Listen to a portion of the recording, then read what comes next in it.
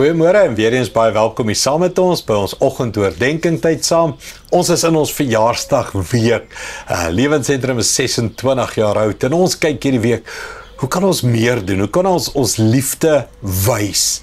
Hoe kan ons dankbaarheid wys? En ons het begin kyk na die Ester verhaal. Ester wat 'n jaar lank moes afsonder, skoonheidsmiddels, badolies, parfums en alles 'n jaar lank om 1 uur of 1 aand voor die koning te verskyn. En die vraag is, hoe sê ek en jy dankie? Wat ek en jy bereid om te heilig onsself sodat ons voor God kan verskyn, laat ons vir hom kan dankie sê.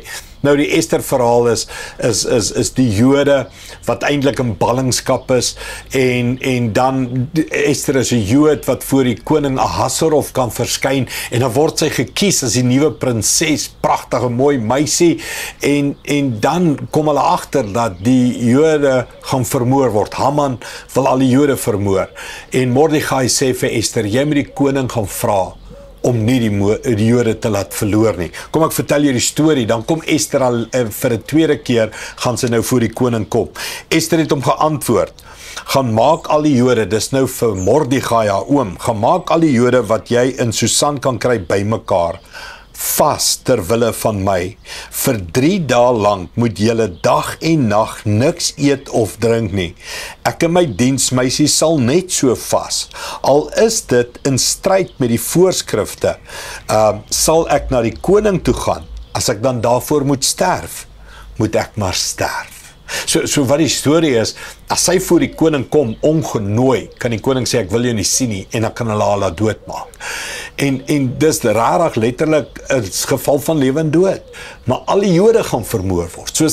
So dis of ek word maar vermoor en die Jode kan dalk lewe of ek word saam met al die Jode vermoor, maar sy moet hierdie kans waag. En dan maar kom ons sonder af 3 dae. Ek het vir julle vertel gister, toe God Moses en die volk opgenooi het na die berg toe het gesê, sonder julle self af, 3 dae, leef heilig, drink niks verkeerd nie, geen seksuele dade nie, allerhande dinge het God gesê, voordat julle teen die berg opkom, want ek is heilig. Hier doen Ester dieselfde, sy sê 3 dae, alle Jode moet vas, sodat sy kan heilig wees, voorbereid wees om voor die koning, 'n aardse koning, te kom verskyn.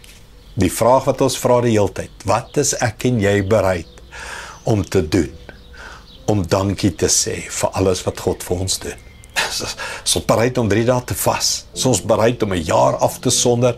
En dan is ons mos vinnig om te sê, nee, maar alles is genade, alles is mos verniet.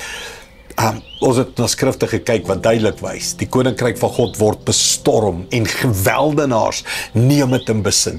Daar's iets in die Bybel van wys dit, wys jou hart, wys jou commitment, wys jou gehoorsaamheid en doen meer, gaan oorboord, gaan verder. En dis my vraag. Op ons 26ste verjaarsdag, ek weet, ek's bereid om dinge te doen, ek's bereid, wow, inteendeel, ek het klaar dinge al gedoen, nog dinge, want ek wil wys, Here, dankie vir alles wat U in ons lewens doen. Kom ons bid dit saam. Hemelse Vader, U is hulle bereid om 3 dae te vas en bid, voordat sy voor 'n aardse koning kom. Here, wat is ons bereid om te doen, as ons weet, U wil ons sien, soos die volk Moses, 3 dae, op teen die berg, voordat die volk U kan ontmoet. Ek dink aan die disippels, 10 dae, in die boventrek, bid, soek, vas, Here, en U stort die Gees uit. Daar's iets in dit, om te wys. Here, wat vra U my om te wys? Wat vra U my om te doen? Wat vra U my om my dankbaarheid te wys, my liefde te wys? Praat met elkeen van ons, Here. Wat kan ons doen om vir U te wys? Ons is regtig lief vir U. Dankie daarvoor, in Jesus naam. Amen. Dank liewe vriende, sien jou weer môre. Trots geborg deur Evergreen Turf.